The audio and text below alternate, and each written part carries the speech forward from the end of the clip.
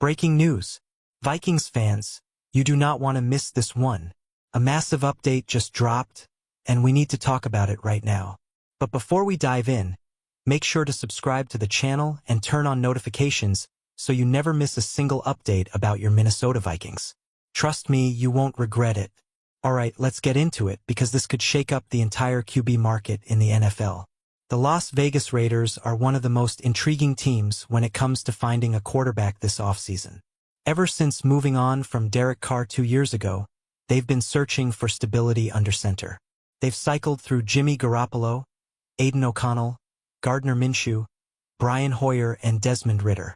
But now, with a brand new regime led by GM John Spytek and head coach Pete Carroll, the Raiders are determined to finally find their guy. They hold the 6th overall pick in the NFL draft, but there's a real possibility that top QB prospects like Cam Ward and Shedeur Sanders could be off the board before they get their turn. So what's their plan?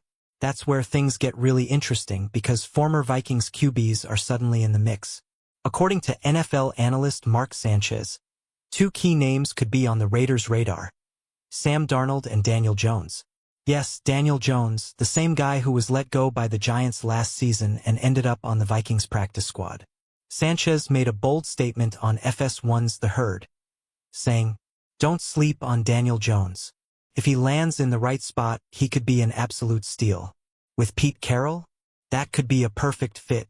If you remember, back in 2012, Carroll's Seahawks brought in Matt Flynn and drafted Russell Wilson, creating a QB competition that changed the franchise forever. Could he be looking to do the same thing in Las Vegas? The signs are pointing in that direction.